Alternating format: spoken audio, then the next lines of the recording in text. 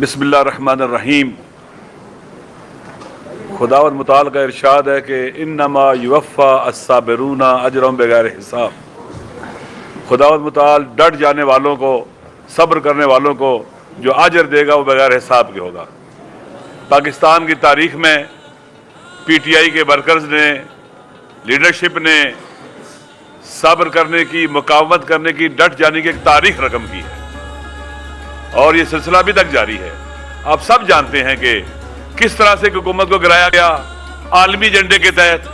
اور ان کے داخل میں جو گھس بیٹھیے تھے انہوں نے سہولت کاری کی اور ایک سٹیبل گورنمنٹ کو گرا کر پورے ملک کو بحران کا شکار کیا اور ظلم و ستم کی انتہا کی۔ تمام غیر قانونی اور غیر آئینی اقدامات کیے گئے اور ہتھکنڈے کیے گئے کہ لوگوں کو ڈرا دیں، خوفزدہ کر دیں، مایوس کر دیں، اور اس طرح سے ان کا جو ایپیسوڈ ہے وہ کامیاب ہو جائے۔ ان کی مس کیلکولیشن تھی، انہوں نے پی ٹی آئی کی لیڈرشپ کو نہیں پہچانا تھا، عوام کو نہیں پہچانا تھا، جس کے نتیجے میں ان کا ہر قدم انہیں دلدل میں لے کے جاتا گیا۔ وہ ساتھ ساتھ پاکستان کو بھی ڈبونے کی پوری کوشش کرتے رہے۔ انتظار تھا الیکشن کا، غیر آئینی طور پر الیکشن کو ڈیلے کیا گیا، غیر قانونی طور پر الیکشن کو ڈیلے کیا گیا، اور جب منعقد کرنے کا وقت ہے تو آپ دیکھیں کتنے بے ڈھنگے انداز سے، کتنے غیر قانونی، غیر آئینی طریقے سے الیکشن کو انہوں نے منعقد کیا۔ آپ جانتے ہیں کہ لیڈرشپ کو پریشر ڈالا، جعلی پرچے کاٹے گئے، عورتوں کو بند کیا گیا، جوانوں کو بند کیا، 10-12 ہزار جوان پریشر ڈالے گئے، لوگوں کو ڈرایا گیا، دھمکایا گیا، کینڈیڈیٹس کو اٹھایا گیا تاکہ لوگ ڈر جائیں، خوفزدہ ہو جائیں۔ لیڈرشپ کو جیل میں ڈال دیا گیا، کیسز جعلی بنائے گئے، اور اس کے بعد تاکہ مایوس ہو جائیں جیلوں میں ڈالا گیا، سزائیں دینا شروع کر دی، اور اسی طرح سے نشان چھین لیا، آزاد بنایا گیا، دھمکایا گیا، کینڈیڈیٹس کو اٹھایا گیا تاکہ لوگ ڈر جائیں، خوفزدہ ہو جائیں۔ لیڈرشپ کو جیل میں ڈال دیا گیا، کیسز جعلی بنائے گئے، اور اس کے بعد تاکہ مایوس ہو جائیں جیلوں میں ڈالا گیا، سزائیں دینا شروع کر دی، اور اسی طرح سے نشان چھین لیا، آزاد امیدواروں کو بھی ڈرایا گیا، دھمکایا گیا تاکہ کئی نشان ہوں گے، لوگ دھوکہ کھا جائیں گے، نا امید ہو جائیں گے، نہیں آئیں گے۔ لیکن لوگوں نے ان کی اسٹریٹجی کو کہ کم سے کم لوگ شریک ہوں، مایوس ہو جائیں، الیکشن میں بھرپور طریقے سے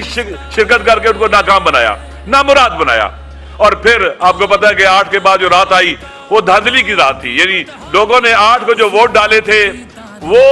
اور جو پھر رات 12 بجے کے بعد ووٹ ڈالے گئے وہ اسی لیے ڈالے گئے تھے تاکہ لوگوں کے مینڈیٹ کو بلڈوز کیا جائے، چوری کیا جائے۔ یہ غیر آئینی اقدام ہے، غیر قانونی اقدام ہے، اور یہ کرنے والے آج تو کل جواب دہ ہوں گے، ان سے پوچھا جائے گا۔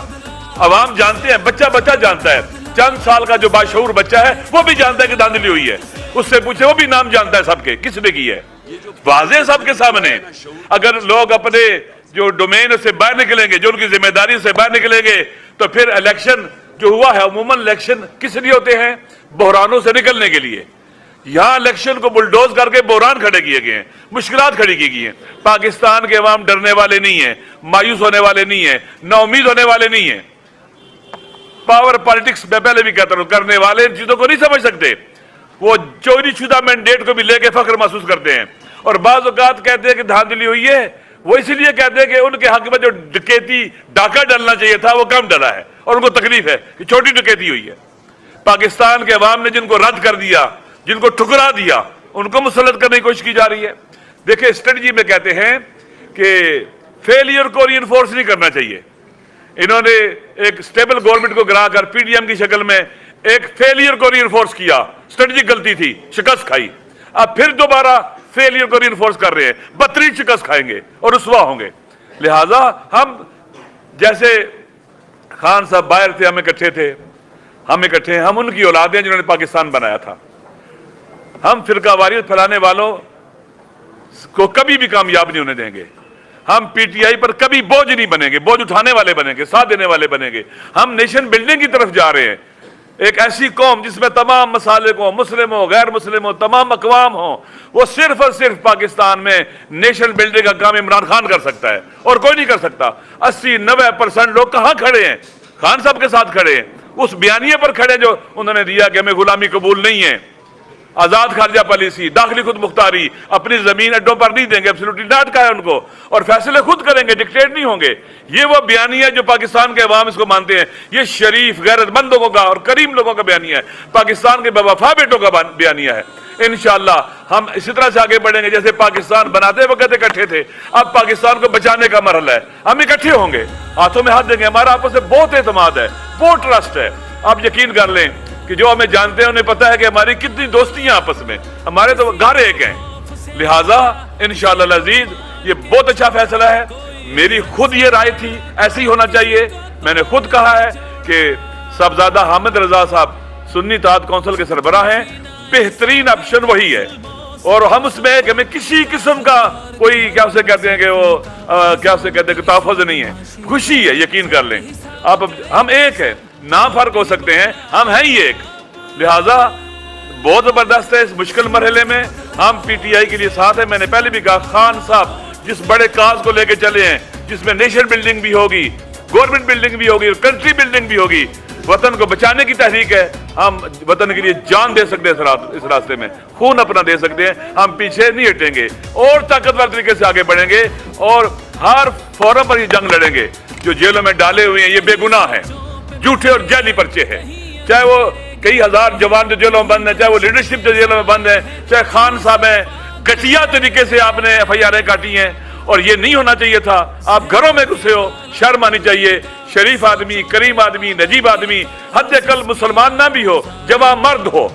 مشرقی تہذیب اس کی اجازت دیتی کہ آپ لوگوں گھروں میں گھسے ہیں، ان کی خواتین کو اٹھائیں، ان کے بچے اکیلے ہیں، ان کے شوہروں کو، بعض کے گھروں میں کینسر ہے، بعض خواتین کو کینسر ہے، ہم انشاءاللہ ان کو آزاد کروانے کی جدوجہد کریں گے، باوقار طریقے سے باہر نکلیں گے، عوام سرخرو ہوں گے اور عوام سے لڑنے والے وہ ہاریں گے۔ تاریخ گواہ ہے کہ جو بھی اپنے عوام سے لڑا ہے وہ ہارا ہے۔ میں انشاءاللہ ہم مل کے اس وطن کے لیے، پاکستان کے لیے، پاکستان کے عوام کے حقوق کے لیے، پاکستان کی سربلندی کے لیے مل کے جدوجہد کریں گے، انشاءاللہ آگے بڑھیں گے۔ کشمیری یہ جان لیں ہم ان کے حقوق کے مدافع ہوں گے، پاکستان کے ہاری، مزدور، مظلوم جو بھی ہے پاکستان میں جس کو حقوق نہیں ملے، ہم ان کے ترجمان ہوں گے اور انشاءاللہ العزیز خوبصورت پاکستان بنائیں گے، خوبصورت گلدستہ بنے گا مختلف اقوام کا، لسانیات کا، مذاہب کا اور مسالے کا انشاءاللہ، اور فقط یہیں یہ ہو سکتا ہے اور کہیں نہیں ہو سکتا۔ انشاءاللہ پاکستان جیتے گا، پاکستان کے عوام جیتیں گے، ہم سب جیتیں گے، اور وہ ہاریں گے جو پاکستان کو ڈبونے والے ہیں، پاکستان کی کشتی میں سوراخ کرنے والے ہیں، وہ ہاریں گے، ہار ان کا مقدر ہے، ان کے چہروں پر لکھا ہوا ہے۔ 8 فروری کو بھی ہاریں گے، آئندہ بھی وہ ہارتے رہیں گے انشاءاللہ۔ میں پھر آپ سب کو کا شکریہ ادا کرتا ہوں، آپ تشریف لائیں، اور ہم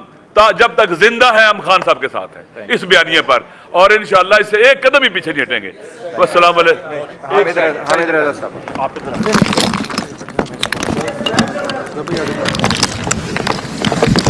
یہ ایک بات کہنا چاہتا تھا، یہ کہ ہمیں خوشی نہیں ہے کہ پی ٹی آئی کے ممبر جو ہماری جماعتوں کو جوائن کر رہے ہیں، نہیں، کاش ایسا ہو کہ پی ٹی آئی کا نشان ملے، سارے وہاں پر ہوں اور ہم ان کے ساتھ ہوں، وہ دن آئے گا انشاءاللہ۔